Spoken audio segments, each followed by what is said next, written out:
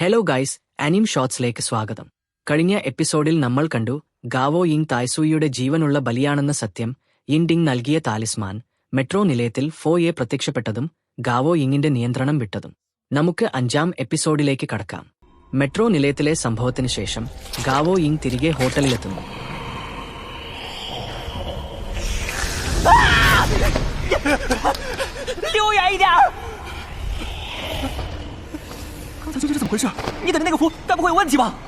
ഒന്നും അറിയാത്ത ഗാവോ Ying talisman ഉണ്ടായിട്ടും എങ്ങനെ ഇത് സംഭവിച്ചു എന്ന് യിൻഡിങ്ങിനോട് ചോദിക്കുന്നു. അപ്പോൾ യിൻഡിങ് വെളിപ്പെടുത്തുന്നു, താലിസ്മാന് 6 മണിക്കൂർ സമയപരിധിയുണ്ട്. അദ്ദേഹം അവിടെ എത്തിയിരുന്നില്ലെങ്കിൽ ഗാവോ യിങ് ശരിക്കും മരിച്ചേനെ. ഗാവോ യിങ് വീണ്ടും രക്ഷപ്പെടാനുള്ള വഴികൾ നോക്കിക്കൊണ്ടിരിക്കുമ്പോൾ പെട്ടെന്ന് ഫോൺ തിരയുന്നതിനിടയിൽ കട്ടിലിനടിയിൽ നിന്ന് ഒരു മാപ്പും ഒരുപാട് യിൻഡിങ്ങിന്റെ ഫ്രെയിമുകളും കിട്ടുന്നു.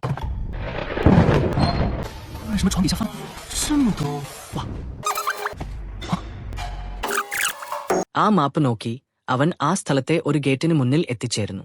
ഈ അന്വേഷണത്തിൽ ഗാവോ യിങ്ങിന് കൂട്ടായി അവന്റെ സുഹൃത്ത് ഹുവാസിയുണ്ട്. ഹുവാസി ഹോട്ടലിൽ താമസിക്കുന്ന ഒരു സാധാരണക്കാരനാണ്, പക്ഷേ ഗാവോ യിങ്ങിനോട് വളരെ അടുപ്പമുണ്ട്. ആ ഗേറ്റിന് മുകളിൽ മാപ്പിലുള്ളത് പോലുള്ള ഒരു ചിഹ്നം അവൻ ശ്രദ്ധിക്കുന്നു. അവൻ അതിൽ സ്പർശിക്കുന്നു. അടുത്ത നിമിഷം ഒരു അത്ഭുതകരമായ കാര്യം സംഭവിക്കുന്നു. അവരും ഹുവാസിയും അപ്രതീക്ഷിതമായി 300 വർഷം പഴക്കമുള്ള ഒരു പുരാതന നഗരത്തിലേക്ക് പ്രവേശിക്കുന്നു.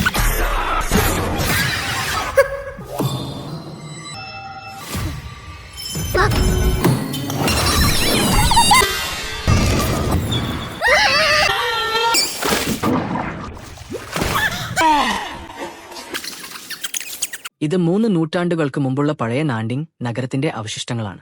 ഇവിടെ എല്ലാം പഴയ കാലഘട്ടത്തിലേതുപോലെ തോന്നിക്കുന്നു. കെട്ടിടങ്ങൾ, തെരുവുകൾ എല്ലാം 300 വർഷം മുമ്പത്തെ പോലെ. ഗാവോ യിങ് ഞെട്ടിപ്പോകുന്നു. ഇത് വെറുമൊരു സാധാരണ സ്ഥലമല്ല, ഇത് യിൻഡിങ്ങിന്റെ കാലഘട്ടത്തിലെ നഗരമാണ്. ഈ പുരാതന നഗരത്തിൽ വച്ച് അവർ ഒരു വിചിത്ര വ്യക്തിയെ കണ്ടുമുട്ടുന്നു, ഡാവിഞ്ചി. അവൻ ഒരു പുരാവസ്തു ഗവേഷകനാണ്. അതുപോലെ തന്നെ അവൻ ഹോട്ടൽ മാനേജർ ഗുവാൻ ഷുവിന്റെ കസിൻ കൂടിയാണ്. അങ്ങനെ അവർ 3 പേരും കൂടി ഒരുമിച്ച് അന്വേഷിക്കാൻ തുടങ്ങുന്നു. പെട്ടെന്ന് അവിടെ ഉണ്ടായിരുന്ന കാവൽക്കാരെപ്പോലുള്ള രൂപങ്ങൾ അവരെ ആക്രമിക്കാൻ ശ്രമിക്കുന്നു.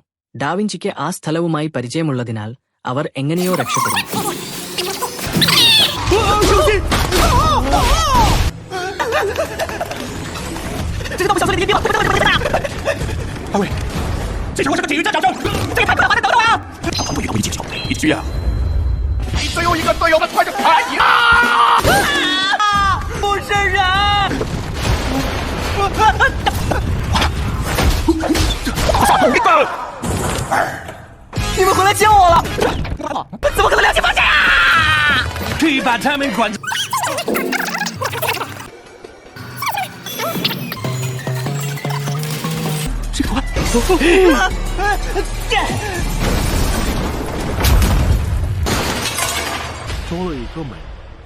അവർ എത്തിപ്പെടുന്നത് ഒരുപാട് ആളുകളുടെ ശവപ്പറമ്പിലാണ്.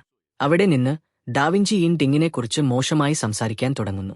ഈ പുരാതന നഗരത്തിൽ എല്ലായിടത്തും യിൻഡിങ്ങിനെതിരെയുള്ള ശാപവചനങ്ങളും ദുഷിച്ച എഴുത്തുകളും നിറഞ്ഞിരിക്കുന്നു. അവിടുത്തെ ചുവരുകളിൽ, കല്ലുകളിൽ എല്ലായിടത്തും യിൻഡിങ്ങിനെ പഴിപറയുന്ന വാക്കുകൾ. ഡാവിഞ്ചി പറയുന്നു, യിൻഡിങ് തന്റെ പിതാവിനെയും സഹോദരനെയും അവിടെ ഉണ്ടായിരുന്ന എല്ലാവരെയും കൊലപ്പെടുത്തി എന്ന്. ഇത് വളരെ ഗുരുതരമായ ആരോപണമാണ്. ഗാവോ യിങ് ഇത് കണ്ട് ഞെട്ടിപ്പോകുന്നു. അവൻ ഇതുവരെ കണ്ട യിൻഡിങ്, തണുത്തതും എന്നാൽ സംരക്ഷകനുമായ ആ രാജകുമാരൻ, അയാൾക്ക് ഇങ്ങനെയൊരു ഭൂതകാലമുണ്ടോ? അയാൾ ശരിക്കും തന്റെ പിതാവിനെയും സഹോദരനെയും കൊന്നോ? ഗാവോ യിങ്ങിന്റെ മനസ്സ് കലങ്ങിമറിയുന്നു. അവൻ യിൻഡിങ്ങിനെക്കുറിച്ച് കൂടുതൽ അറിയാൻ ആഗ്രഹിക്കുന്നു. എന്താണ് യഥാർത്ഥ സത്യം? യിൻഡിങ് ശരിക്കും കൊലപാതകിയാണോ? അതോ ഇതെല്ലാം വ്യാജ ആരോപണങ്ങളാണോ? ഡാവിഞ്ചിയും ഈ പുരാതന നഗരത്തിലെ മറ്റ് സൂചനകളും യിൻഡിങ്ങിനെക്കുറിച്ച് വ്യത്യസ്തമായ ഒരു ചിത്രം വരച്ചുകാട്ടുന്നു. ഗാവോ യിങ് ഇപ്പോൾ 2 വ്യത്യസ്ത യിൻഡിങ്ങിനെ കാണുന്നു. ഒന്ന് തന്നെ സംരക്ഷിക്കുന്ന രാജകുമാരൻ, മറ്റൊന്ന് കൊലപാതകം ചെയ്ത ശപിക്കപ്പെട്ടവൻ. ഗാവോ യിങ് പുരാതന നഗരത്തിന്റെ ഏതോ ആഴത്തിലുള്ള ഭാഗത്ത് എത്തിച്ചേരുന്നു. അവന്റെ അന്വേഷണം അവനെ കൂടുതൽ അപകടത്തിലേക്കാണ് കൊണ്ടുപോകുന്നതെന്ന് തോന്നുന്നു. ഈ സമയം നമ്മുടെ യിൻഡിങ് അവിടെ എത്തിച്ചേരുന്നു. എന്നാൽ വിചിത്രമെന്നു പറയട്ടെ, യിൻഡിങ്ങിന്റെ സാന്നിധ്യം മതി.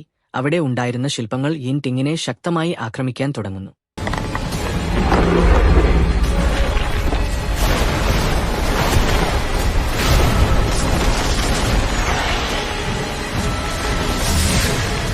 好久不见，哥哥们。